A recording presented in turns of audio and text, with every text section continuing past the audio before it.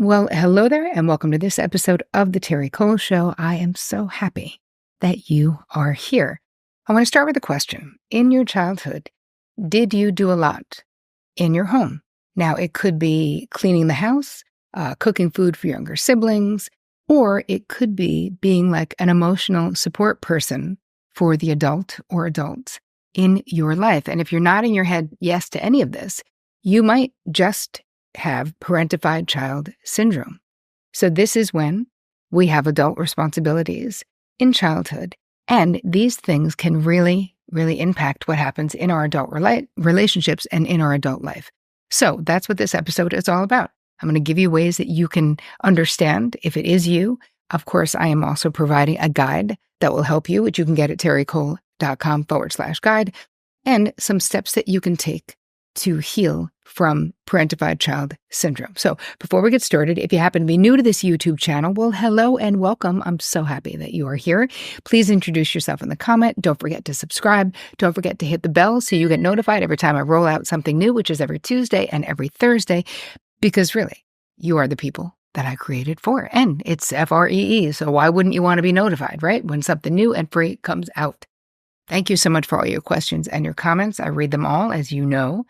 So this is under the video, How to Effectively Communicate During Conflict Without Making It Worse. And this comment is from Ivy Taylor 4363. And Ivy says, I absolutely love the strategy of writing down what is bothering me to communicate it to my partner so it's effectively getting out and we're learning how to problem solve correctly. I love your advice and how passionate you are about helping people with these hardships. Being able to reshape myself as an adult and getting help from people like you gives me hope that I can do it. Thank you. Listen, Ivy, you can do it. And every one of you who is tuning into this, you can do it if you want to change your life. If you want to be more emotionally and mentally healthy, you can do it. And I am so honored to help. Can't wait to help. You're my whole reason for being, for what I do in my life, is to help you. So thank you so much for dropping that comment, because it really does warm my heart to know that the content that I'm putting out here on YouTube is reaching the people who need the content. That's all I'm saying. So thank you, thank you, thank you. All right, let's move it on into today's content, speaking of content. All right, so parentification. Let's talk about it. There's two different types of parentification. It can be instrumental parentification and emotional parentification. So instrumental, this is where you take on actual practices, physical practices, taking care of other siblings, maybe because the adult in your life is not able to, assuming housekeeping duties, cleaning, cooking, grocery shopping, paying bills, or attending to other household tasks that really an adult should be doing, being a caretaker for someone with a disability or an illness, a mental health challenge, or being a translator, right? For families, if the parent isn't fluent in the primary language of the residential country. And that is that can be a heavy burden for a kid, because if you're the person who is translating, it's like, and you're 6, your comprehension is relatively limited. So it can be really scary. Emotional parentification. So this is where the child is really being the adult in the relationship, providing emotional comfort, sort of becoming the therapist or the confidant or the best friend to the adult, or being the go-between between either the parents or other family members, basically sort of mediating, giving advice to the parent, or like just listening to the parent talk about their problems or their woes or their distress, which is really scary for a kid. Again, if this is you, then you know how it is, and you know how scary it is to be parentified, because kids are supposed to be carefree. And when we're put into the experience of parentification, we're not carefree. We have the weight of adult problems on these little shoulders.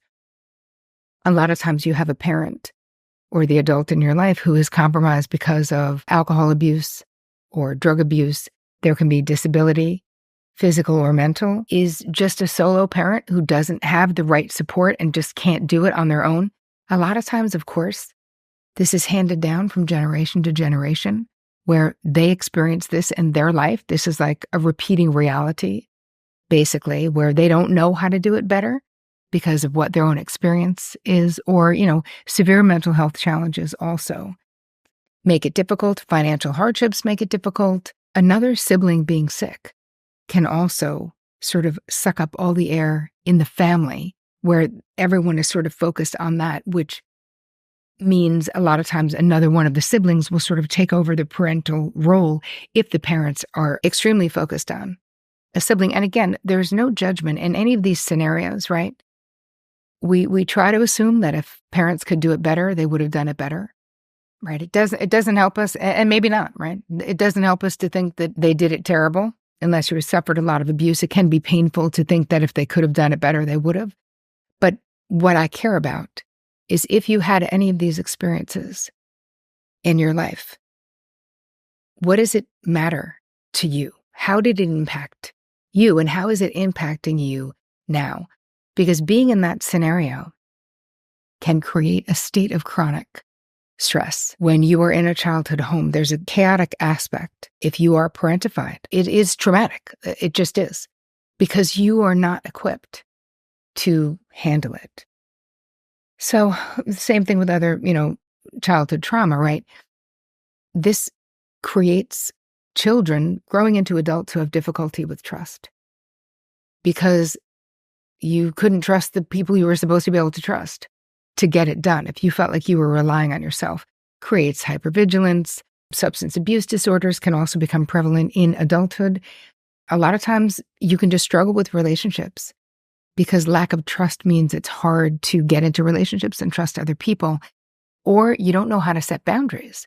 And I've really seen this with my boundary work pretty profoundly, where if you were parentified or emotionally neglected or abused, it really creates disordered boundaries because you have no idea what boundaries you're allowed to have in your life because you didn't see it. And if this was put upon you, certainly you didn't have the proper emotional boundaries because someone thought or wasn't thinking, but in the meantime, you ended up being responsible for things that you were not well equipped to be responsible for.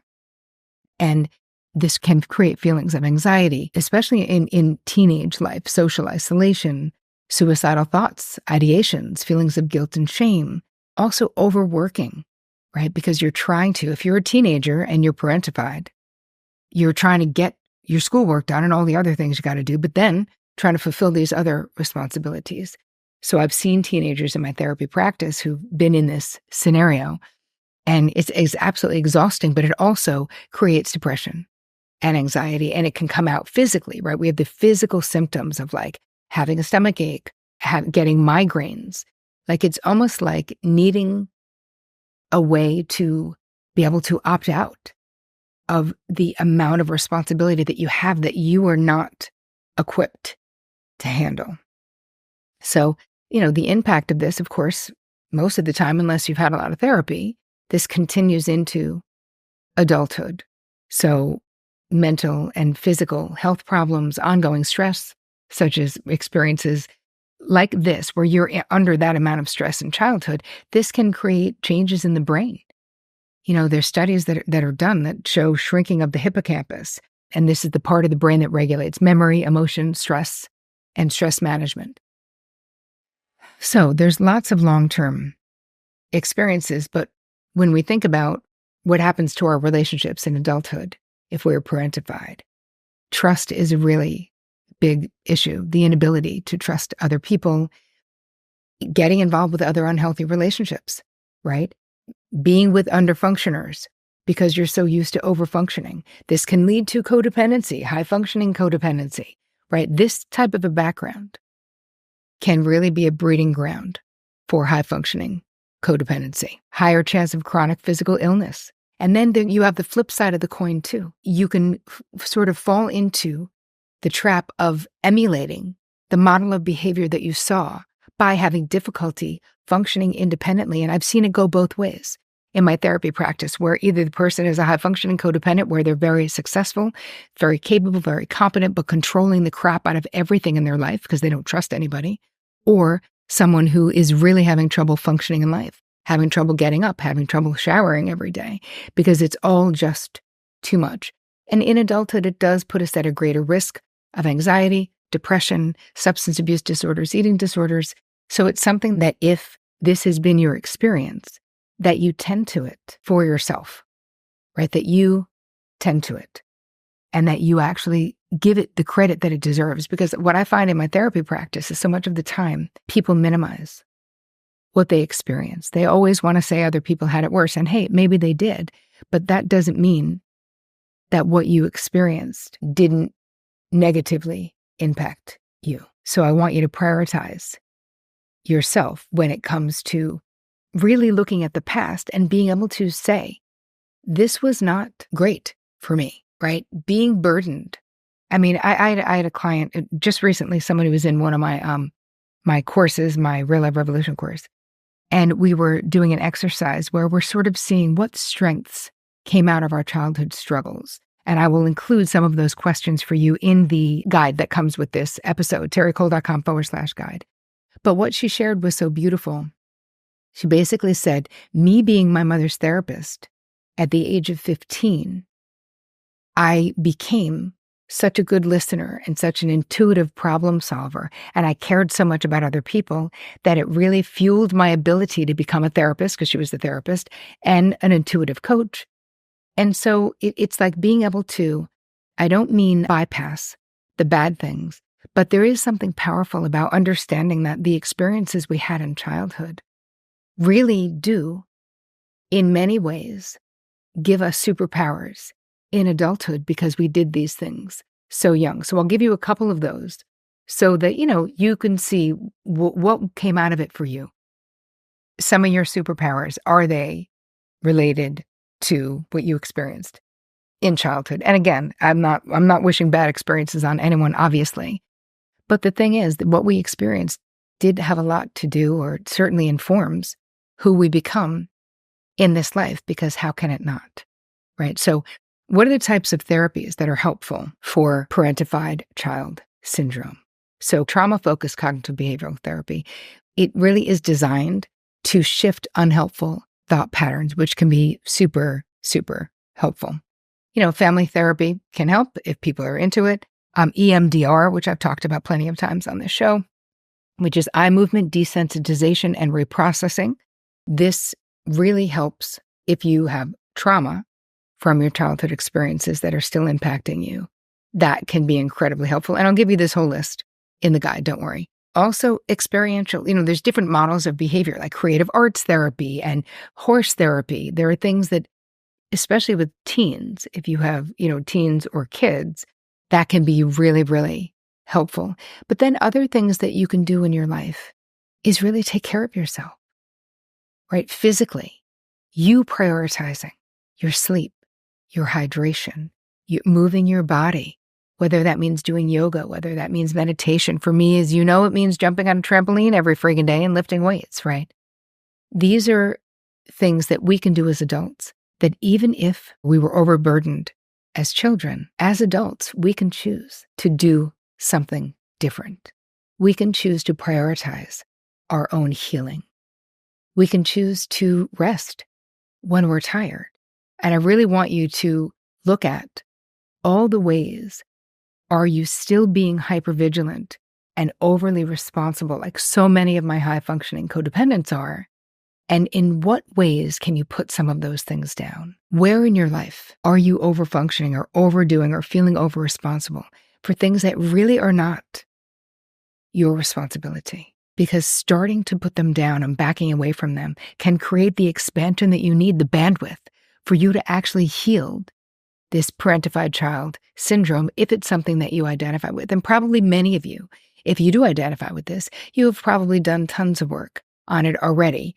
And if this is new to you and you're just like, oh my God, that's totally me, what do I do? Basically, this is what you do. Take the time to look in, to be honest. Take an inventory of what you experienced in childhood. I'll give you a couple of questions in the guide to really look at it. But what I want you to take away from this episode is that you can heal. right? Even though it's painful, you absolutely can. And you can, in so many ways, reparent yourself. And I'll have a couple of ideas for you in the guide to do that too. So make sure you get that, terricole.com/guide. Thank you for spending time with me today. And as always, take care of